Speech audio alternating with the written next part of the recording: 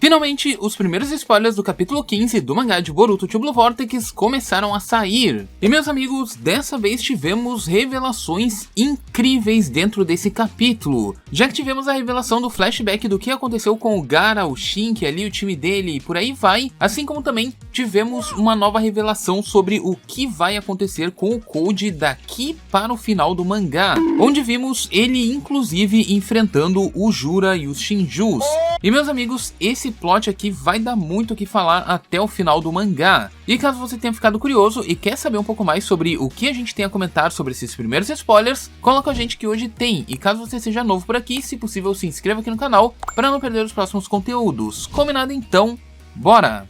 Pois bem, meus amigos, então começando o vídeo de hoje, basicamente o que tivemos, né, hoje durante a manhã foi o vazamento completo do capítulo 15. E segundo o que vimos, esse capítulo ele vai trazer ali uma grande parte de conteúdo ali envolvendo os Shinjus, envolvendo Konoha, envolvendo Boruto, Kawaki ali e tudo mais. E a gente vai ver aí qual vai ser o rumo da trama. Afinal de contas, a partir daqui, né, que é um capítulo que tecnicamente é um capítulo completamente de diálogos, ele ainda assim vai ser provavelmente o último capítulo, pelo menos desse volume, que a gente vai ter uma concentração de elementos narrativos, né, para dispersar os subnúcleos ali, as subtramas que a gente terá mais pra frente no mangá. Sendo assim, a capa desse capítulo aqui, a gente tem o Ryu, a gente tem ali então esse personagem que é resultado ali do Shinki ter sido devorado, né, como a gente já discutiu aí há mais ou menos 2 meses. Essa capa aqui, o pessoal achou legal, eu achei ok, também é uma capa bem interessante. Não soma muita coisa, é mais pra gente ver as cores do personagem e tudo mais, ele tem ali uns tons em laranja e tudo mais. Não é a melhor capa que a gente já viu de Boruto The Blue Vortex, mas tá aí. Agora sobre o conteúdo do capítulo, a gente começa então exatamente do ponto que a gente esperava no capítulo passado, onde a gente tem então o flashback do Shinki e do time do Gaara ali contra a Matsuri. Nessa cena aqui então, a gente vê que o Gaara estava protegendo o time do Shinki, né, para que eles não fossem devorados ali pelos Tsumeakas e tudo mais. Onde a gente pode ver também que o Gaara seria devorado, mas o Shinki, né, ele acaba quebrando ali o jutsu de areia do Gaara e tal, e ele acaba selando o Gaara dentro da areia de ferro, possibilitando assim que um dos Tsumeaka acabasse não devorando o Gaara, mas como ele saiu, né, do selamento ali do Gaara e tudo mais, quem acabou sendo devorado foi ele. Nessa cena então, a gente vê que o Gaara ele foi gravemente ferido ali no peito e tal, e se ele não se curar, ele pode acabar morrendo. Mas de qualquer maneira, ele acabou sendo selado ali pelo Shinki, né? A gente não sabe exatamente o que aconteceu com o Araya e a Yodo. Aparentemente eles conseguiram fugir, né? Passaram a informação ali pro Kankuro e tudo mais. Só que dentro ali daquele esconderijo que eles estavam, ficou a árvore do Shinki e também ficou ali o selamento do próprio Gaara. E a partir desse ponto aqui, a gente vê que a Matsuri, ela admira, né, a vontade ali do Shinki de proteger o seu pai e tudo mais, e acaba abrindo meio que uma questão interessante ali sobre o fato dele querer se juntar aos Shinjus, talvez revelando,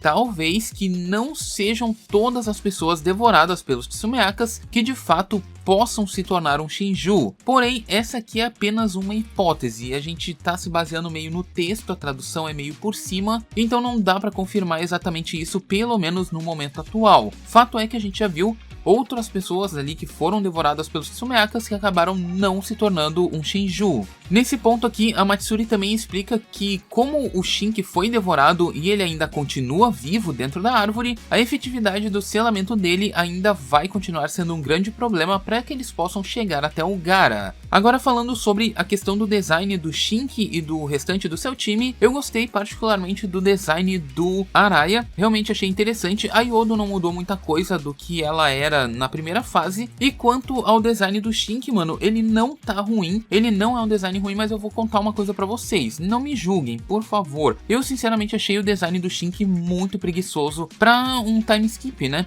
por assim dizer. Assim como também eu achei ele, tipo, muito parecido com o Konohamaru. Eu bati o olho diretamente assim, eu achei que era o Konohamaru nas primeiras páginas que eu vi. É praticamente o Konohamaru com o rosto pintado. Teve até um menino lá no Twitter que falou que achou que era o Konohamaru modo Senin, porque o boneco é exatamente o Konohamaru com um casaco preto ali por cima. Então basicamente ele se parece com um Konohamaru com o rosto pintado e um moletom genérico ali por cima, só pra dizer que tem um design novo, né? Mas honestamente não me agradou. Obviamente, o traço do rosto do personagem tá melhor do que quando ele apareceu lá na primeira fase, com certeza, mas é aquilo, né, mano, é uma questão de gosto, a mim não agradou necessariamente. Porém, outro ponto somado a isso aqui, mano, é a questão do Shinju, né, que saiu ali do Shinki, ou seja, o Ryu. A gente viu esse personagem na capa, a gente viu então o Shinki, né, e a gente olhou, colocou um do lado ali do outro e simplesmente eles não tem nada a ver um com o outro, mano. Um não se parece nada com o outro. Esse personagem, o Ryu, ele ainda continua parecido com o Naruto, tá ligado? A gente sabe que ele não é o Naruto, mas tipo, esteticamente ele se parece mais com o Naruto do que com o Shinki. O Shinki se parece mais com o Konohamaru. Enfim, não dá pra entender o que foi feito aqui. Eu sinto dizer pra vocês que eu acho que o Ikemoto ele tentou fazer a mesma jogada que ele fez com o Kashinkoji lá no começo do mangá, pra gente pensar que era o Jirai e tal. Jogou ali alguns elementos, uma isca narrativa e tudo mais, mas não sei se deu muito certo como deveria ter dado. É o Shinki? Realmente é, né? É evidente que é o Shinki, mas não se parece nada com o Shinki, tirando ali o rosto pintado, né? Enfim, mas rosto pintado por rosto pintado, o Shinki também,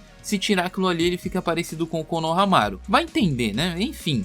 Agora, partindo para metade do capítulo, a gente vai lá então pro nascimento do Ryu, né? A gente volta lá para aquela cena dos Shinjus e tudo mais, onde ele finalmente aparece e o Jura nomeia ele, né? E tal, ele chama ele de Ryu e tudo mais, fala que o nome deles é algo muito importante, e o Ryu aparentemente parece gostar do seu nome. Só que ainda durante essa cena, ele acaba pedindo ali 1 minuto, né, de silêncio ali e tal, que ele havia achado algo de estranho naquela situação. E nessa cena, o Ryu então mostra como funciona a sua habilidade principal com a areia de ferro ali do Shinki e tudo mais, onde aparentemente ele consegue extrair a areia de ferro do sangue que é utilizado para produzir a marca de garra que compõe ali a própria roupa dele. Em outras palavras, Ryu poderia ser capaz de manipular as suas marcas de garra como uma espécie de areia de ferro e tudo mais, assim como também ele também deve ser capaz de teleportar por dentro da sua própria areia. Sendo isso aqui um tanto quanto roubado, vocês não acham?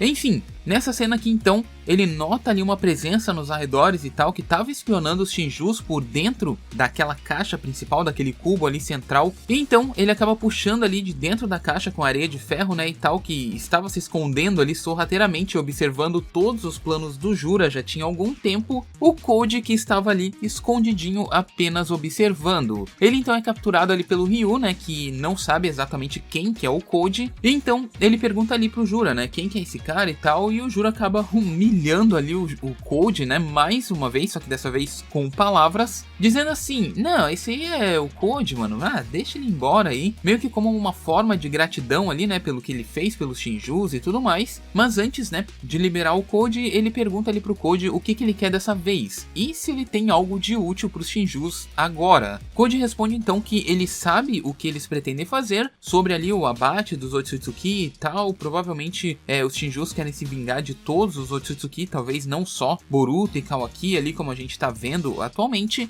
E então o Juro acaba respondendo que eventualmente ele vai acabar lidando com o clã Otsutsuki, mas que agora ele tem outras prioridades, comentando que se o Koji tem algum problema com o Boruto, que ele o finalize antes, porque pra ele basta o Kawaki de sacrifício e tudo isso já é o suficiente, revelando que talvez o Jura não ligue tanto pra essa vingança, né, com relação ao Boruto ali e tudo mais, desde que de fato ele acabe sendo finalizado, não importa se seria pelas mãos dele ou até mesmo do próprio Koji. Koji acaba ficando completamente irritado e diz a ele que ele será aquele que comerá o fruto de chakra e será então o sucessor de Ishiki.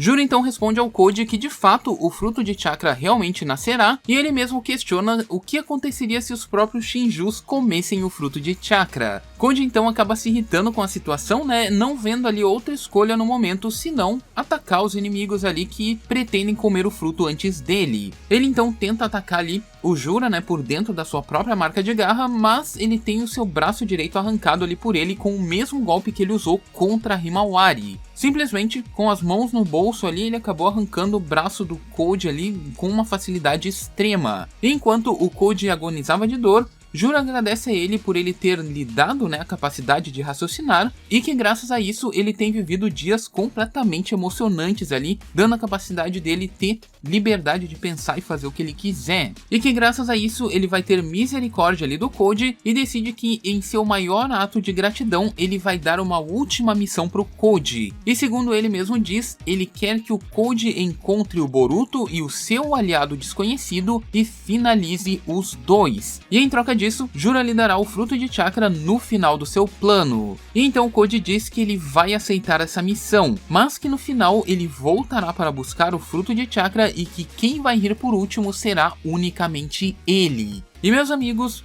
vocês entendem exatamente o plot que isso aqui vai dar? Mano, a gente vai ter novamente o Code sendo inserido dentro do mangá. A gente não sabe o que vai acontecer, se ele vai ser solado de novo, o cara não para de apanhar. Mas ainda assim, cara, se vocês forem ver bem o que tá acontecendo aqui, parece ser algo proposital. Eu diria pra vocês o seguinte sobre o Code. Ele não é mais um personagem a ser hypado, porque toda vez que ele aparece ele toma uma surra, ou ele é humilhado com palavras, ou ele é humilhado literalmente sendo explodido ali por alguém aleatório que vai aparecer na frente dele. Mas por outro lado, a gente não pode negligenciar que tudo isso que está sendo feito com o personagem está sendo feito unicamente de propósito. E por claramente estar sendo feito de propósito, isso aqui pelo autor, a gente também não pode descartar a possibilidade de que de fato ele vai realmente voltar no futuro, como ele mesmo prometeu, e vai acabar provavelmente se tornando o vilão final, porque se ele devorar o fruto de chakra, talvez nem mesmo os Shinjus sejam capazes de lidar com ele. Sendo esse aqui também um dos possíveis erros, né, do Jura no final, caso realmente esse plano aconteça. A gente sabe que é muito difícil do fruto aparecer e tal, destruir tudo, porque Boruto e Kawaki vão estar vivos lá no final, mas caso aconteça alguma coisa assim, ou caso o Code consiga uma forma paralela de obter o fruto, a gente sabe que ele vai ser um personagem que realmente vai dar muito trabalho no final. Mas obviamente não é um personagem que a gente deva pôr expectativas em cima, porque a gente sabe como que é o Code, né? Enfim, no mais, esse aqui, mano, é o primeiro spoiler que a gente teve, né? Eu ainda não consegui comentar com vocês, eu tô bem atrasado aqui com relação ao conteúdo, mas a gente vai voltar aqui ao longo da semana pra ir falando detalhe por detalhe. Só que esse ponto aqui do Code, mano, ele realmente me chamou muita atenção, porque parece que agora o personagem vai começar a ser trabalhado de novo. Todos eles vão estar ali meio que trabalhando juntos, e particularmente eu gostei dessa, entre aspas, aliança aí entre o Code e os Shinjus, né? Era o líder que virou subordinado. É interessante esse plot, mano.